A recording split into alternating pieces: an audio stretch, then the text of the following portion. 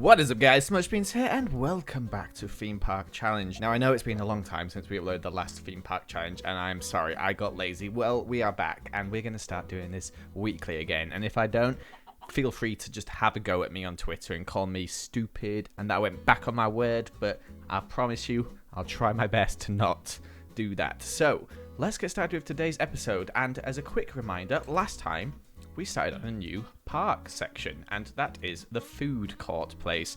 Now, this is the entrance. We've got, like, food. Yeah, I couldn't really think of what to say. And we're going to head through here. Going to build a little pathway to make this look a bit neater at first, so let me quickly do that, and then we'll get working on some of your guys' suggestions. There we go, we've added a little road in to make things a little bit cleaner, and now we're going to add our first item in the park. And Arts on YouTube says, in the food place, make a can of beans with you inside it, saying we have biggish beans and smallish beans, and I love that idea, so that's exactly what we're going to do. So, time to time-lapse, you know the deal.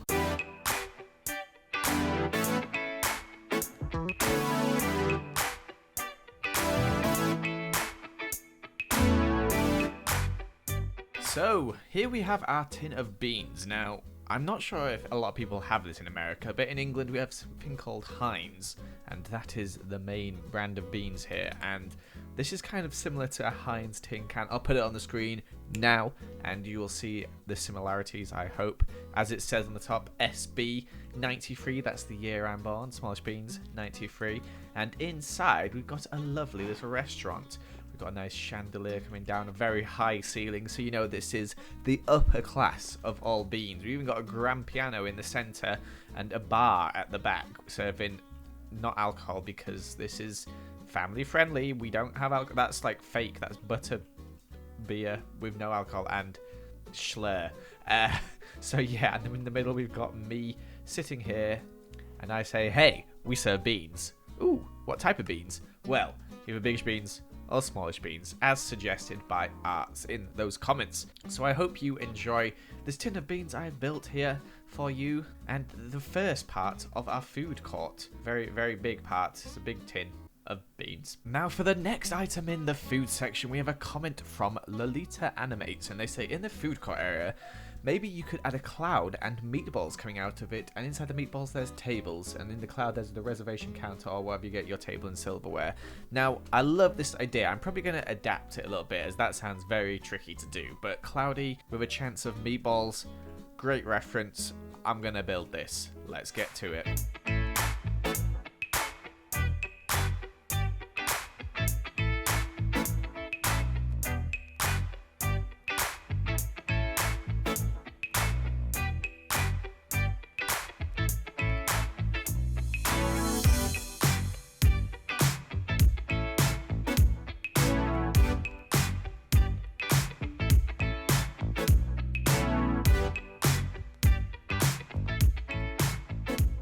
So opposite the wonderful tin of beans, we have Cloudy with a chance of meatballs and a bit of lightning as well. Now, I wasn't really sure how to do this, so I kind of did something similar to the Lauren Planet section with like a nice floored glass and glowstone underneath and a lot of tables. There's a lot of space for eating here.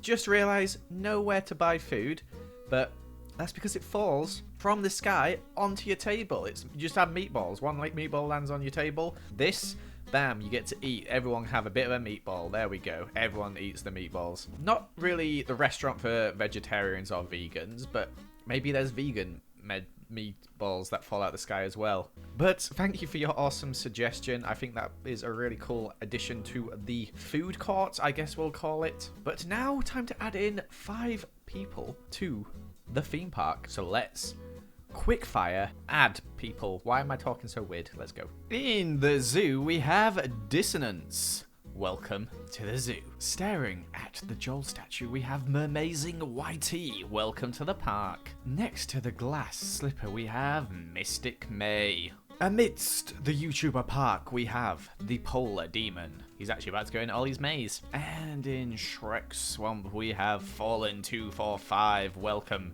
to the swamp, my friend. And there are 5 new people we've added in today. Now, speaking of the zoo, which is where we are right now, we're going to be naming a few tigers after your guys' suggestions, but first, we're going to add a new pen, as we have a suggestion from Aviana Reed, who says, you should make a habitat for the pigs, like a big mud pen or something, and I love that idea. I think the pigs, they need somewhere to stay, so let's give them somewhere to stay. Pigs are pets too, animals too, guys. We don't just murder them for their pork chop in Minecraft, we habitat them in our zoo. So let's get building now.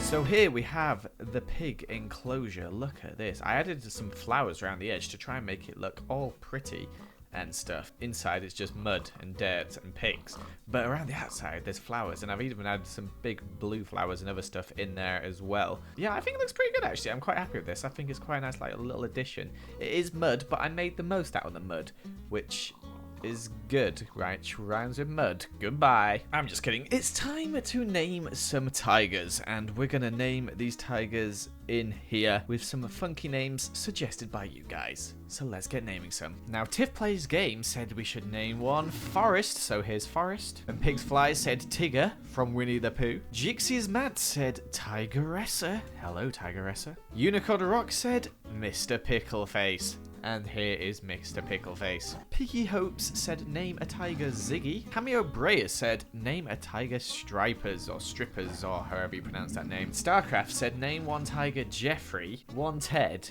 and one Fred. And now unfortunately we haven't got any space for Fred. We ran out of tigers, so it'll just have to be Jeffrey and Ted. But thank you so much for your suggestions, guys. For the final build of the day, we're going to head back to the food court, as we have a suggestion from Crazy Cat, who said you should do a fruit shop and theme it around Snow White and the 7 Dwarfs. I think it would be cool, and I have a pretty good idea of what I'm going to build for that. So let's give it a shot.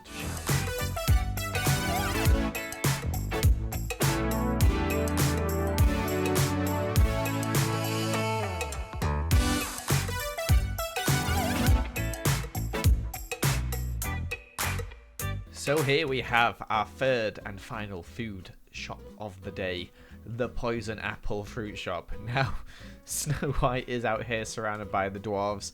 She's not looking too good. She's eating a bit of the apple over there. I know she's got a big mouth because that is one heck of a bite.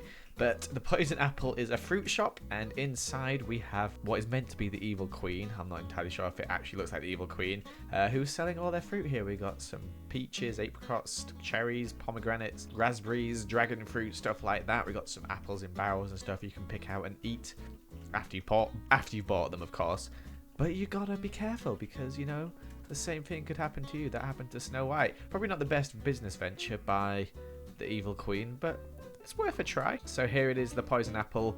Really happy with this one. But there you have it, guys. That's going to be the end of this episode of Theme Park Challenge. Make sure to leave a like and comment if you did enjoy this, and leave some comments down below with some suggestions for future things in the YouTuber park. Maybe not the zoo. The zoo's filling up, but the water park definitely, and the food court. And also leave a comment if you want to be added in around the park. We've got this whole new stretch of road here for people to be added in, and no one's been added in the food court yet. So get to it in those comments down below, and I'll see you another time. Goodbye.